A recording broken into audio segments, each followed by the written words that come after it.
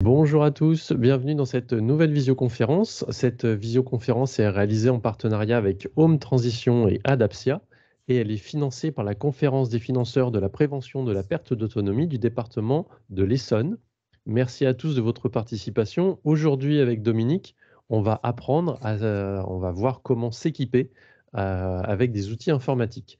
Donc moi, je suis Pascal, je suis là pour répondre à vos questions dans la barre de conversation. Donc en direct, n'hésitez pas à les poser dans la barre de conversation ou alors à les noter sur une petite feuille et puis à la fin de la visioconférence, j'ouvrirai vos micros et vos caméras pour pouvoir échanger avec Dominique. Donc ça, c'est le petit bonus si vous nous regardez en direct. Sachez que si vous nous regardez en replay, vous n'avez pas cette interaction et ces questions personnelles. Vous pouvez vous inscrire sur le site movadom.evenbright.com pour pouvoir nous rejoindre en direct. Si vous avez aimé cette conférence, cette visioconférence sur YouTube, n'hésitez pas à vous abonner à notre chaîne et n'hésitez pas non plus à nous mettre un petit pouce bleu pour dire que vous avez aimé cette vidéo. Dominique, je te laisse prendre le contrôle des diapos. Moi, je suis là derrière en renfort, n'hésitez pas. S'il y a Ok, des questions dans la barre de conversation, Dominique, je t'interromprai et je les poserai. Et puis, on se retrouve à la fin. Donc, d'accord. je te laisse prendre le Alors, je contrôle. cherche le voilà, c'est bon, C'est bon, contrôler, tu l'as? je suis là, Impeccable. Et je te je l'ai. laisse te présenter D'accord. et dérouler. Bonjour, donc bienvenue à cette conférence. Donc moi, je suis Dominique Boissier, je suis, formateur et animateur de séances de formation pour les seniors, pour tout ce qui est autour du numérique. Je forme aussi bien des gens en individuel que des gens en groupe. J'ai passé 30 ans de ma vie professionnelle avant de faire ça, depuis 2016, comme, collaborateur à l'AFPA, la formation pour adultes, où j'ai passé 15 ans à faire de l'informatique et 15 ans à faire beaucoup d'autres choses à l'AFPA. Et donc maintenant depuis 7 ans, je suis animateur, numérique dans les territoires, ruraux, dans le Puy-de-Dôme, près d'Issoire. Et aujourd'hui, je vais vous présenter quels sont les critères pour choisir un équipement numérique? Alors, aujourd'hui, on va voir soit pour vous équiper une première fois, soit pour renouveler votre matériel. Et on va voir en 2 temps. Le premier temps va être de voir quels sont les différents types de matériel adaptés à quel besoin et ensuite on verra comment acheter ces types de matériel. Alors, quels sont les différents équipements qui existent? Le premier, l'ordinateur de bureau, hein, c'est ce qu'on appelle le PC fixe, hein, qui est un petit peu volumineux, qui est une tour, hein, et qui n'est pas très mobile. Ensuite, on a l'ordinateur portable, donc on verra différentes caractéristiques, hein. On peut s'acheter aussi une tablette ou un smartphone et on verra tout à l'heure les différences entre ces différents types de matériel. Et puis on a des objets connectés, hein, montre, assistant vocal, sur lequel je n'insisterai pas parce que c'est un peu des objets gadgets, hein, et qui correspondent pas vraiment à une première utilisation des outils numériques, à une utilisation de base, hein. Donc non, ceux-là, je n'en parlerai pas beaucoup. Alors, tout d'abord, un ordinateur, c'est quoi? Hein? Donc c'est une machine qui sert à travailler avec des informations numériques, hein, qu'on appelle des données. Et les ordinateurs peuvent traiter de grandes quantités de données et puis les afficher. Alors, on a différentes sortes d'ordinateurs. On a tout d'abord les ordinateurs Apple qui sont configurés pour travailler comme système d'exploitation iOS de Macintosh. On a également des ordinateurs qui sont équipés d'un système d'exploitation qui s'appelle Linux, qui est un logiciel libre qui est développé par la communauté internet, qui est gratuit, hein, mais qui est très peu diffusé, puisque tous les ordinateurs qui sont vendus sont équipés soit de iOS Macintosh, soit de Windows, de Microsoft, hein, et c'est vrai, c'est là 90% des ordinateurs qui sont vendus en France sont équipés de Windows, sinon ils sont équipés de Macintosh ou Apple, hein. Donc si on veut, avoir un ordinateur sous Linux, ben il faut le configurer et c'est pas dans les outils les plus simples, hein, donc ça je n'en parlerai pas. Alors, un ordinateur, fonctionne avec un clavier et une souris. Alors on a quelques ordinateurs actuellement qui ont un écran tactile, mais ça se développe un petit peu et pour l'instant c'est pas encore vraiment développé. Alors, si on regarde un peu la différence entre les différents appareils, hein, sur les PC Apple, on a moins de risques de malware et de virus surtout, hein. Mais la facilité ergonomique des outils Apple, qui était bien plus importante à une époque que les outils Windows, maintenant sont devenus les ergonomies sont très compatibles, hein, sont très similaires et on verra tout à l'heure que les outils, Apple sont quand même beaucoup plus chers. Et on a l'ergonomie Windows, hein, qui est je dis qui est vraiment très comparable à l'ergonomie Apple. Alors qu'il y a des différences, hein, mais après il suffit de les apprendre.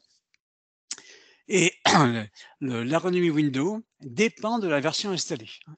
On avait, heu, on avait Windows 7, après on est passé à Windows 8 avec une ergonomie très différente et là on est passé maintenant à Windows 10 qui est revenu sur l'ergonomie de Windows 7 et puis maintenant on est passé à Windows 11 qui a une ergonomie inspirée de ce qu'il y a maintenant sur les tablettes et les smartphones.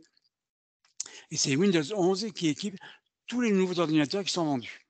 Et c'est une ergonomie qui est tout à fait acceptable, qui est facilement compréhensible. Alors, un ordinateur fixe, hein, ou un PC de bureau, heu, alors on a effectivement différents matériels, hein. On a l'écran avec ici peut-être la webcam, l'unité centrale qu'on appelle la tour, hein. On avait le clavier, la souris. Alors après en périphérique, on peut avoir une imprimante, une manette de jeu, un disque dur externe, puis bien sûr la box internet, hein. Alors que l'ordinateur portable, lui, on a tout l'écran, la webcam, le clavier sont intégrés dans l'appareil, hein, et c'est-à-dire que l'on a un volume beaucoup moins important et bien sûr, s'il est portable, c'est-à-dire qu'il si on l'appelle portable, c'est qu'il est transportable. Donc voilà pour ce qui est des ordinateurs, fixes ou portables. Ensuite, on a les tablettes smartphones. Alors, tablette smartphone, donc un smartphone, hein, c'est un téléphone portable qui peut faire beaucoup de choses, hein, qui peut naviguer sur internet et on peut lire des films, écouter de la musique.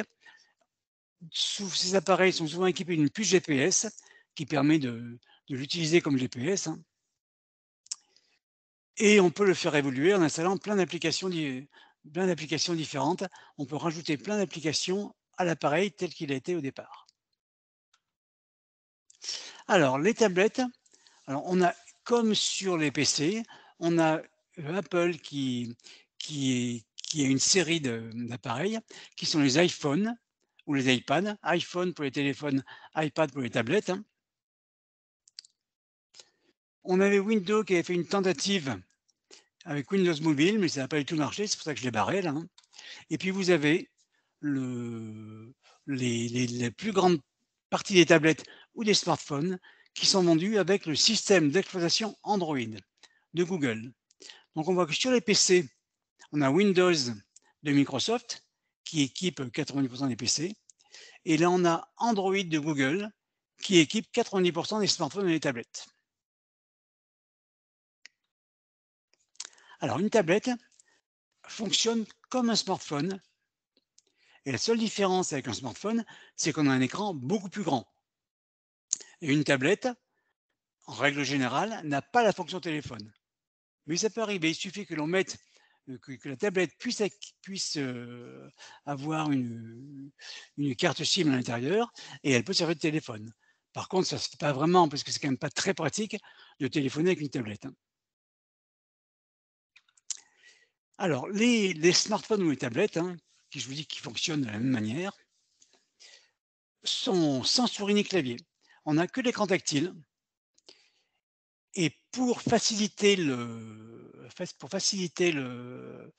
l'utilisation, hein, on peut utiliser un stylet, hein, qui est un petit crayon avec un petit bout mou, hein, qui permet d'aller sur les touches, hein, beaucoup plus facilement. Et là, c'est beaucoup plus vrai pour un smartphone, car les claviers des smartphones sont quand même très petits, hein. Alors, autant sur les appareils Microsoft, sur les Windows 11 par exemple, ou Windows 10, quelle que soit la marque de l'appareil, l'ergonomie est la même. C'est Windows 10 ou Windows 11 qui a une ergonomie qui est la même partout. Alors que sur les smartphones ou les tablettes, c'est le système Android, mais l'ergonomie se différencie en fonction du constructeur de, de l'appareil, hein. La base, c'est Android, mais les fonctionnalités sont les mêmes, mais c'est présenté différemment. Donc c'est pour ça que de notre smartphone à un autre, on retrouve les mêmes fonctionnalités, mais qui ne sont pas positionnées au même endroit et qu'on ne voit pas toujours pareil. Et puis, on a effectivement aussi les iPads ou les iPhones, hein, mais qui ont aussi une ergonomie qui est différente, qui est aussi facile, qu'il faut apprendre, hein, mais c'est des appareils qui, en termes de facilité d'utilisation, sont identiques. Et on le verra après, par contre, le prix est différent. Alors, en fonction de votre besoin, quel type d'appareil acquérir? Première question à se poser, hein, pour quel usage on veut s'équiper numériquement? Qu'est-ce qu'on veut faire avec? Alors, par exemple, consulter internet, gérer les photos numériques, comment communiquer avec ses proches, faire de la bureautique, hein. Donc, je vais vous montrer un petit tableau qui vous montre un peu, selon l'appareil, ce que l'on peut faire.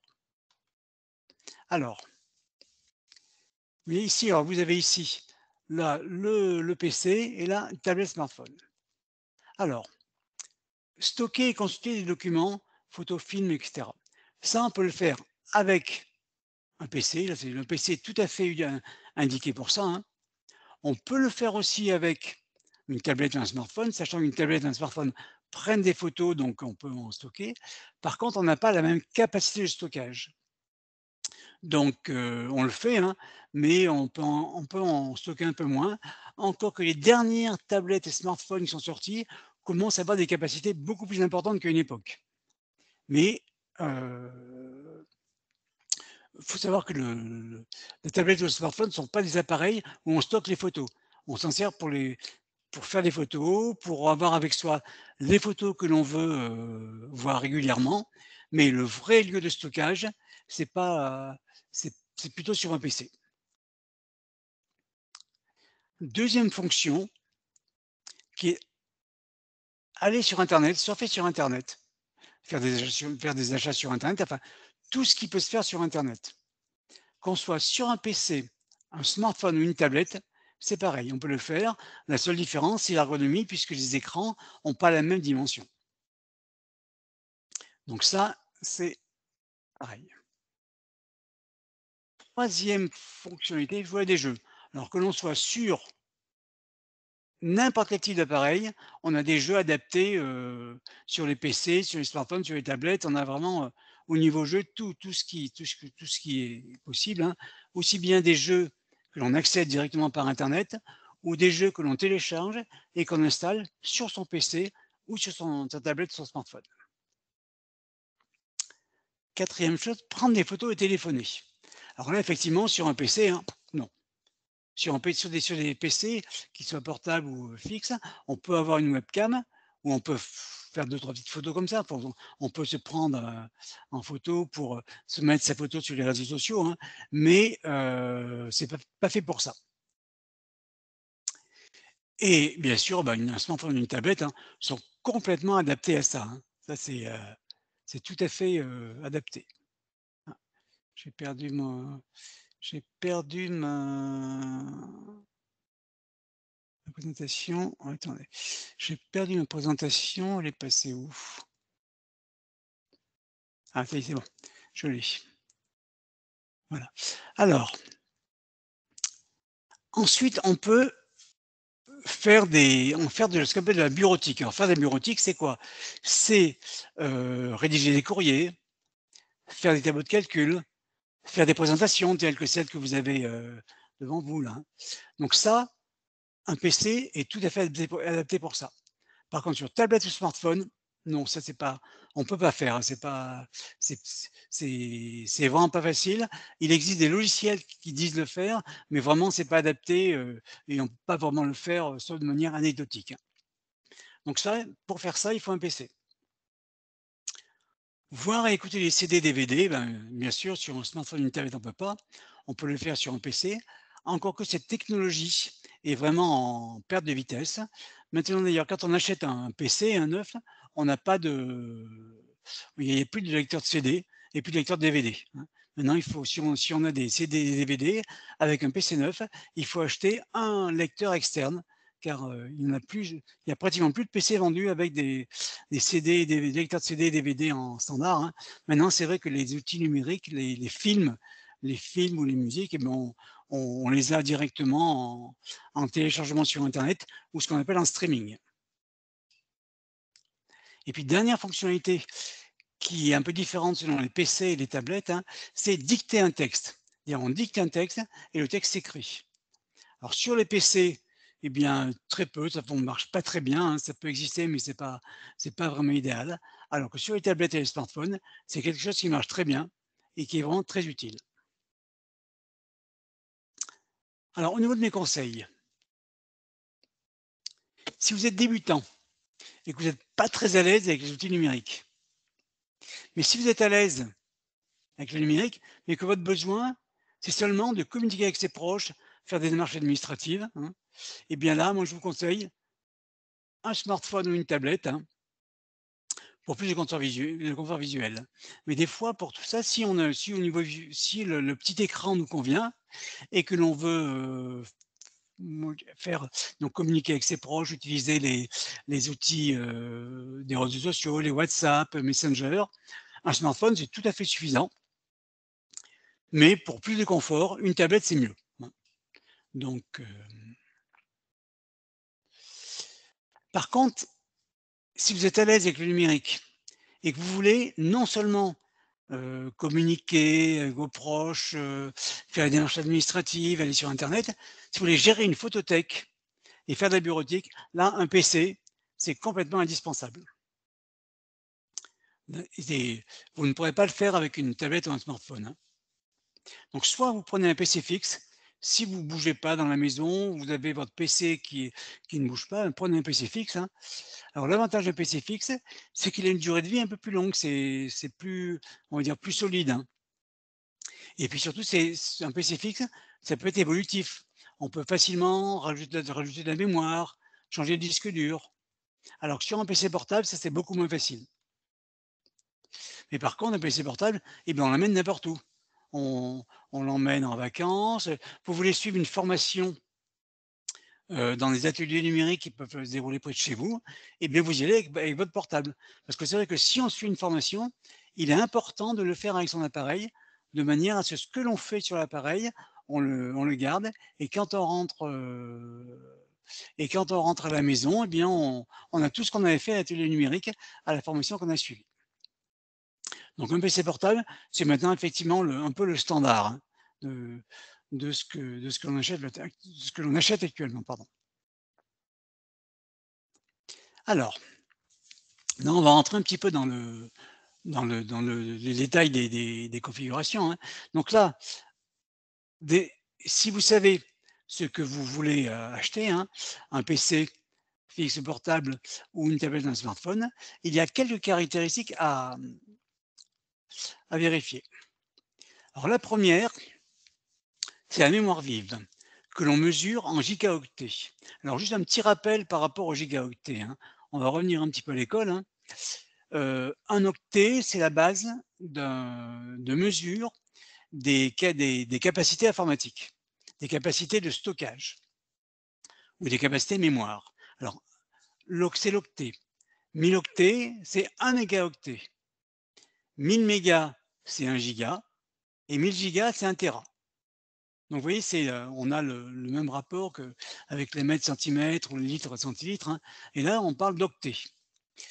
Donc pour ce qui est de l'achat d'un appareil, hein, un PC ou une tablette smartphone, moi je conseille de prendre un minimum de 4 gigas, 4 gigaoctets minimum. Alors pour les smartphones et les tablettes, on a encore des appareils à 2 gigas, pourquoi pas, mais c'est quand même mieux 4 gigaoctets, hein. À une époque, c'était vraiment très cher. Là, les prix ont quand même baissé par rapport à ça. Donc on peut trouver maintenant des tablettes et des smartphones à des prix raisonnables et avec une mémoire vive, hein, une RAM de 4 gigaoctets. Donc ça, c'est la première caractéristique d'un appareil, hein. La mémoire RAM, c'est ce qui va c'est la RAM, c'est l'espace qui est alloué, à l'appareil pour réfléchir. Donc plus il y a de l'espace, plus il peut réfléchir, plus il peut aller vite. Deuxième caractéristique, c'est ce qu'on appelle la mémoire morte ou la ROM, c'est le disque dur. Donc là, c'est la capacité de stockage. C'est-à-dire plus on aura de la capacité, plus on pourra stocker des documents, des photos ou des films. Sachant que les films prennent, beaucoup de place. Par exemple, une photo, avec une bonne définition, elle va prendre 5 mégaoctets. Donc, sur 1 giga, on en met 1000. Et par contre, un un film, bah, lui, peut prendre pas loin d'1 gigaoctet, hein. Donc effectivement, il faut de la place si on veut stocker des films. Alors, pour un PC, moi je conseille minimum 500 gigaoctets au niveau du stockage, hein, et surtout disque SSD. Non, SSD, c'est une nouvelle technologie qui est apparue maintenant il y a bien pas loin de 2 ans, hein, mais qui était très chère au départ et qui maintenant est beaucoup moins chère, qui est même est pratiquement installé en standard sur tous les PC qui sont vendus, tous les PC qui sont vendus. Et SSD, c'est beaucoup, beaucoup plus rapide que les disques avant qu'on était en HDD. Donc si vous achetez un PC, vérifiez bien qu'il est en disque SSD et 5 gigaoctets minimum. Pour ce qui est d'une tablette ou d'un smartphone, 64 gigas minimum, ça vous permet d'installer les applications nécessaires et de faire quand même pas mal de photos, hein. Vous pouvez avoir, avec 64 gigaoctets, plusieurs milliers de photos. Et maintenant, j'ai vu qu'il y a pas mal de tablettes ou smartphones qui commencent à avoir des capacités de 128 gigaoctets pour des prix, assez raisonnables. Mais le minimum, 64 gigaoctets. Troisième caractéristique qui est le microprocesseur. Donc le microprocesseur, c'est l'appareil qui va permettre de faire plusieurs actions à la fois et de plus en plus rapidement.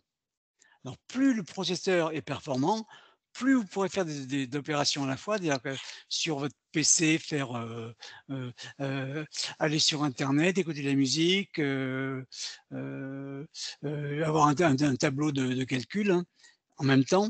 Donc plus vous avez un processeur important, plus vous pouvez faire des choses à la fois. Donc moi, ce que je conseille pour une utilisation, on va dire standard, hein, basique, c'est donc déjà, bon, la marque Intel ou AMD avec 4 cœurs, hein. C'est le nombre de cœurs, heu, va, va être va permettre d'aller de plus en plus vite, hein. Plus il y a de cœurs, plus on va vite. Donc le mieux, c'est d'avoir 4 cœurs et la mémoire cache de 4 mégaoctets, hein. Donc quand vous achetez un appareil, vous pouvez vérifier avec le vendeur ou les caractéristiques qui sont données, si ça respecte ça. Et puis dernière chose, c'est le système d'exploitation. Donc effectivement, le système d'exploitation, c'est le moteur de l'appareil que vous achetez. Donc maintenant, au niveau des PC, bah, c'est Windows 11. Il y en a pratiquement plus qui sont vendus avec Windows 10, hein. Maintenant, c'est Windows 11. Et puis pour ce qui est des smartphones et des tablettes, donc c'est Android. Alors vérifiez que la dernière version, c'est la 13, hein. C'est bien de ne pas acheter une version trop ancienne. Moi, des fois, j'ai vu des promotions dans les grandes surfaces où ils vendaient des tablettes pas chères du tout, mais on avait une vieille version d'Android et 1 an ou 2 après, la tablette risquait de ne plus fonctionner correctement puisque Android était trop vieux, il ne pouvait pas évoluer. Donc vérifiez bien que vous avez une version Android. La 13, c'est la mieux. Si c'est la 12, ça va, mais voilà, il ne faut pas aller en dessous. Donc voilà pour ce qui est des caractéristiques des appareils à acheter. Alors, au niveau des accessoires, pour un PC, 3 prises USB de préférence. Bon, 2 peuvent suffire, mais c'est juste quand même, hein, parce que si on met la souris et un disque dur, c'est plein, hein. Donc il faut 3 USB, c'est bien, et puis une prise HDMI. Donc ça, la prise HDMI va permettre de relier le PC à la télé et et de passer, par exemple, si vous voulez, vous avez des photos sur votre PC et que vous voulez les voir sur votre TV, ou surtout, vous passez un film sur votre PC en streaming et vous le voulez mettre sur la télé, ben, il faut une prise HDMI. Donc là, la prise HDMI, c'est un peu indispensable. Une prise réseau de préférence, mais c'est plus indispensable puisque maintenant, sur les PC portables, on se connecte à internet que par le Wi-Fi, hein. Donc c'est pas indispensable sur les PC portables, hein, mais c'est indispensable sur les PC fixes. Non, je vais me tromper, c'est indispensable pour PC fixe, hein. Et puis fonction Bluetooth et de préférence du Wi-Fi 6. Parce qu'au niveau du Wi-Fi, on a différentes normes. La dernière norme, c'est le Wi-Fi 6 et qui est plus performant, c'est-à-dire que le la capacité d'échange de données sera beaucoup plus rapide avec un Wi-Fi 6 qu'un Wi-Fi 5 auparavant. Donc de préférence en Wi-Fi 6. Pour un smartphone, une tablette, eh bien, on a toujours un port USB, hein, qui sert pour la recharge et qui va permettre de connecter une clé USB. Car si on veut faire des sauvegardes de données sur son appareil, hein, on peut connecter une clé USB et faire des sauvegardes. Et le Bluetooth et le Wi-Fi sont présents sur tous les appareils, hein. Alors, au niveau de d'autres équipements, hein, eh bien, bon, une souris ergonomique, c'est pas mal, hein, c'est, c'est, c'est plus voilà, c'est plus confortable, hein. Après, vous pouvez avoir un clavier plus confortable, un casque, des écouteurs, hein. Bon, tout ça, ce sont des choses qui sont pas indispensables, hein, mais bon, qui peuvent être proposées avec le matériel que vous achetez. Au niveau imprimante, alors, au niveau imprimante, bon, il faut que maintenant la plupart des imprimantes sont compatibles avec aussi bien les PC sous Windows 11 que les appareils Mac, hein, et les smartphones et les tablettes. Alors si vous avez des imprimantes anciennes, il est possible qu'avec Windows 11, elles ne fonctionnent pas, hein.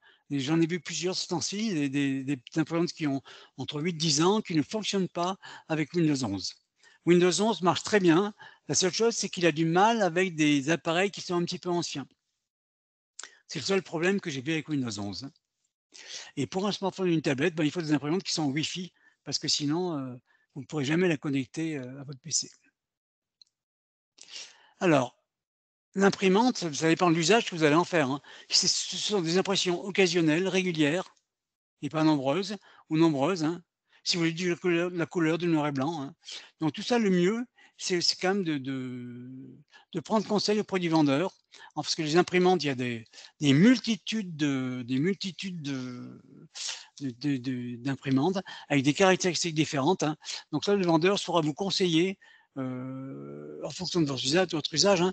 Vous pouvez aussi sur internet, oui, pardon, heu, vous pouvez aussi sur internet, v demander des conseils pour acheter une imprimante.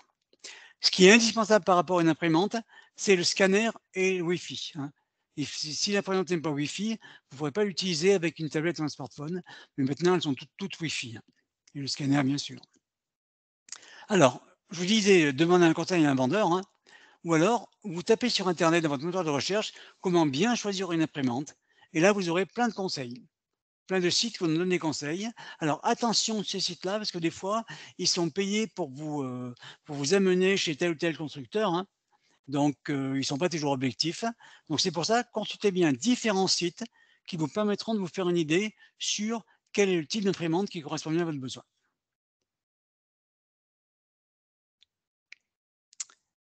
Alors Au niveau du budget, alors là, je vous donne des fourchettes, hein. C'est des fourchettes vraiment, c'est très, très grossier, hein, mais c'est que vous ayez une petite idée. Alors, si vous achetez un PC fixe, hein, faut compter environ 500 € pour l'unité centrale, auquel on rajoute l'écran, autour de 150 €, la souris et le clavier, hein. Donc en gros, pour un PC fixe, hein, tout compris, c'est autour de 700 €. Et par contre, si vous renouvelez un PC fixe, hein, vous ne changez que l'unité centrale. C'est pas la peine de changer ni l'écran, ni la souris, ni le clavier, hein. Vous pouvez les récupérer.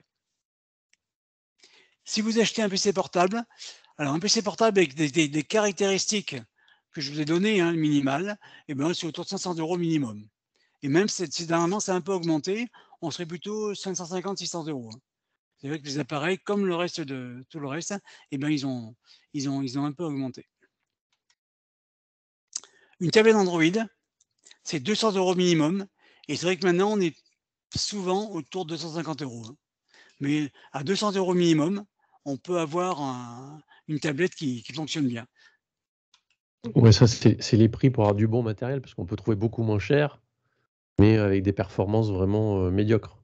Oui, tout à fait, hein. Oui, c'est-à-dire que moi, ces prix-là, c'est par rapport aux caractéristiques techniques que j'ai Mmh. données tout à l'heure, hein. Ouais, C'est les ouais. minimums, hein. Parce que sinon, c'est vrai qu'on peut avoir des appareils qui sont pas chers du tout, mais après, ben, l'utilisation, moi, j'ai vu des fois des gens, venir en formation avec des petits PC qu'ils avaient achetés, à 150, des petits PC, ouais, 150-200 €, mais vraiment, ils sont pas évolutifs, ils peuvent pas faire de mise à jour, enfin, c'est une catastrophe, hein. Ce sont des appareils qui, au bout d'un an, on les met à la poubelle parce qu'on ne peut pas les utiliser, hein. Donc, je pense il faut quand même mettre un minimum au départ pour avoir un appareil qui fonctionne correctement. Alors, au niveau d'un smartphone, alors on peut trouver des smartphones, hein, c'est pas la peine d'acheter un smartphone à 500 ou 500 ou 1 000 €, hein. On a des smartphones Android autour de 250 €, on peut trouver de très, très bons appareils, hein. Même des fois un petit peu moins cher, hein. On n'est pas obligé de prendre la marque que du Samsung qui souvent est très cher, hein. Il y a beaucoup de marques qui sont très bien, j'en parle des marques après, mais il y a beaucoup de marques qui sont très bien et qui sont dans des tarifs, je veux dire relativement abordables, hein, autour de 250 €. Alors, pour les appareils Apple, ben, faut prévoir souvent à peu près du double, hein. Les appareils Apple sont bon, ce sont des ergonomies différentes de Windows ou d'Android, hein, mais après il suffit d'apprendre et on arrive à s'en servir. L'ergonomie elle est ni mieux ni moins bien, elle est juste différente, hein, mais par contre le prix est différent, hein. Il faut voir pratiquement le double du prix, et pour une durée de vie qui est pas tellement plus longue que les autres appareils, hein. Donc voilà, Apple, c'est plus cher. Alors, où acheter? Sur internet ou en grande surface ou en commerçant local?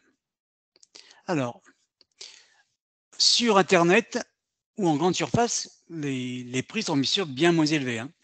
Mais par contre, si vous n'avez pas de conseil d'achat, il faudra que vous débrouiller tout seul pour acheter, hein. Et puis surtout, en cas de problème, eh bien, si vous allez chez un petit commerçant et vous lui ramenez l'appareil, là, lui, il va trouver la solution pour vous dépanner, hein. Alors que si vous l'achetez sur internet ou en grande surface, eh bien souvent le matériel, pour le renvoyer, et ils vous le renvoient, réparé, ou généralement, mais c'est toujours 3 à 4 semaines d'attente, hein. Donc on faut le savoir que si on paye moins cher, et ben, on a moins de services, et si c'est plus cher, c'est qu'il y a plus de services. Donc après, c'est au goût de chacun, hein.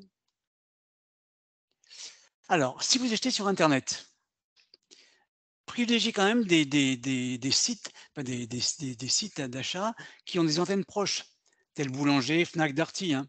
Parce que si vous achetez sur Amazon, par exemple, là, vous savez, vous avez pas beaucoup de recours, quoi. Alors que si vous avez des antennes sur place, vous avez un interlocuteur chez qui vous pouvez vous adresser. On peut aussi acheter des matériels reconditionnés. Ça peut être une bonne alternative au neuf, hein, mais il faut vraiment se les procurer sur les sites de confiance, hein.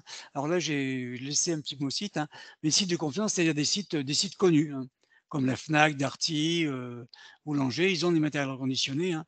N'achetez pas sur des sites qui ne sont pas vraiment reconnus, parce que vous risquez d'avoir des problèmes, hein. Donc par exemple, si vous trouvez un site autre que cela, Vous pouvez, pour savoir si le site est de confiance, aller sur internet et taper «avis», le nom du site. Et là, vous verrez, vous parcourez les réponses et vous verrez si les gens ont donné des bons avis ou des mauvais avis sur ce site-là. Alors, quand vous faites l'achat, hein, moi, ce que je vous déconseille, de prendre des prestations supplémentaires, hein. L'assurance, bon après c'est vrai que chacun fait, bon il y a sa manière de faire, hein, mais moi je déconseille les assurances, hein, parce que, l'assurance, souvent on l'a pour 2 ou 3 ans et ça couvre la période où l'appareil aura pas de problème et bien ensuite quand l'appareil aura des problèmes, ben, l'assurance quand on se reboule la 4e, 5e année et si on prend l'assurance et ben, ce qu'on aura économisé en n'en payant pas, ça paiera les réparations ou le changement. Donc moi, je vous déconseille l'assurance, mais après bon, chacun le fait comme il veut. Par contre, là où je serais beaucoup plus, virulent, c'est n'achetez pas d'antivirus, hein. Les antivirus sous Android et Apple, c'est inutile, hein. Les systèmes d'exploitation sont bien contre les virus et dans Windows, il y a un antivirus qui s'appelle Windows Defender qui est intégré à Windows, qui est très efficace, qui sollicite moins le système. Donc surtout, ne pas, quand on achète un PC, ne pas installer d'autres antivirus. Donc c'est pas la peine d'acheter un antivirus, de payer, plusieurs euros par an, plusieurs dizaines d'euros par an, hein. Surtout, c'est totalement inutile. Et puis, pour ce qui est de souvent quand vous allez acheter un PC, on va vous proposer d'avoir la licence Office 365, la licence de micro pour avoir la suite Microsoft Office.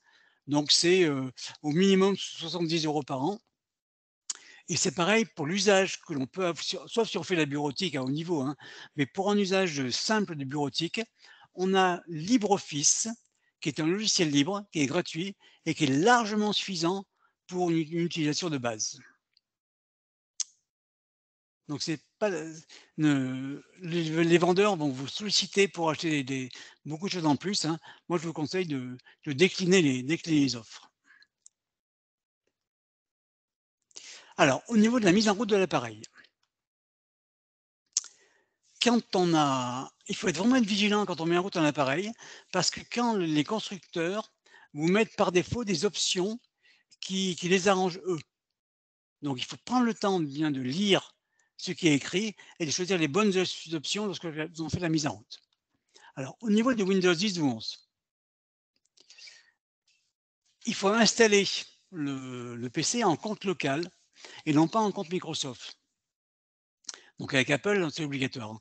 Mais avec Windows, c'est pas obligatoire. Il vaut mieux un compte local qui vous évite de vous connecter chez Microsoft chaque fois que vous allumez votre appareil. Donc le mieux, c'est d'être en compte local. Alors après, la mécanique pour un compte local, je pourrais vous l'expliquer après si vous me posez des questions. Alors, tout ce que vous suggère Microsoft, généralement, il faut dire non. Parce que très souvent, c'est juste pour essayer d'en faire plus sur vous et plus de vous pister, hein. Quand vous achetez un PC, il y a beaucoup de logiciels qui sont installés par défaut, hein, et qui ne sont pas utiles. Donc, notamment, souvent il y a antivirus, et souvent il y a McAfee ou Norton qui sont mis par défaut, qui sont gratuits pendant, 1 mois, 2 mois et après il faut payer. Donc la première chose quand vous installez un PC, vous allez voir quels sont les programmes qui sont préinstallés et désinstaller tout ce qui est inutile. Voilà. Alors et troisièmement, c'est Microsoft Edge qui est par défaut alors au niveau du navigateur internet, hein. C'est Microsoft Edge. Alors moi, je vous le déconseille aussi et je vous conseille plutôt d'installer, heu, Google Chrome ou Mozilla Firefox, hein, et de le mettre en navigateur par défaut et de ne pas avoir Microsoft Edge par défaut. C'est l'outil Microsoft qui a tendance à vous amener sur ce qui sert les intérêts de Microsoft, hein. Donc le mieux, c'est Google Chrome qui est moins intrusif ou le mieux encore, c'est, Mozilla Firefox. Et puis pour ce qui est d'Android, hein, alors, Google va vous inciter alors de mettre un numéro de carte bleue pour que quand vous allez dans le Play Store, donc qui est le magasin des outils Google, hein, vous puissiez éventuellement acheter un, un logiciel, hein. Surtout, ne mettez pas de numéro de carte bleue. Ça, c'est vraiment à proscrire. Ne mettez jamais votre numéro de carte bleue quand ça vous est demandé par Google. Voilà, mais un petit peu ce que je voulais vous dire, hein. Et voilà, j'attends vos questions. Voilà, merci beaucoup Dominique. On va clôturer cette visioconférence. Vous pouvez... Ah, il faut que je reprenne le contrôle, pardon. Hop, le voilà. Vous pouvez remplir notre questionnaire de satisfaction. Je vais vous mettre le lien dans la barre de conversation une fois que j'aurai retrouvé le lien. Hop, ça doit être celui-là. Le voilà, je vous le copie et je vous le mets tout de suite. Merci de bien remplir ce questionnaire. Ça nous permet, nous, de faire un retour de votre satisfaction auprès de nos financeurs. Ici, vous pouvez redécouvrir donc, tous les projets de Movadom, donc la chaîne YouTube où vous pourrez retrouver cette visioconférence dès cet après-midi. Et puis, le lien pour vous inscrire à nos prochaines visioconférences. Donc, vous allez sur movadom.eventbrite.com et vous avez toute la liste de toutes nos visioconférences à venir et vous pouvez vous inscrire à toutes celles qui vous intéressent. Notre livre audio et les podcasts sur le déménagement des seniors sont à télécharger gratuitement sur movadom.com. Ça vous explique comment se passe un déménagement et comment gérer au mieux cette période assez compliquée. Notre prochaine visio. Ah, on a un petit souci sur la diapositive. Alors, je vais rechercher notre prochaine visio. Ça va être... Hop, je vous retrouve ça tout de suite. Christine, on parlera de tout ça à la fin de cette visioconférence. Notre prochaine visio, donc, c'est mercredi prochain à 10h. C'est une séance de yoga. Donc, retrouvez-nous pour vous détendre la semaine prochaine. Après un week-end de 3 jours, ça fera pas de mal. Merci encore au département de l'Essonne et à la conférence des financeurs. Merci beaucoup Dominique. Si vous avez la moindre question, un petit mail à contact@movadom.com. À très bientôt.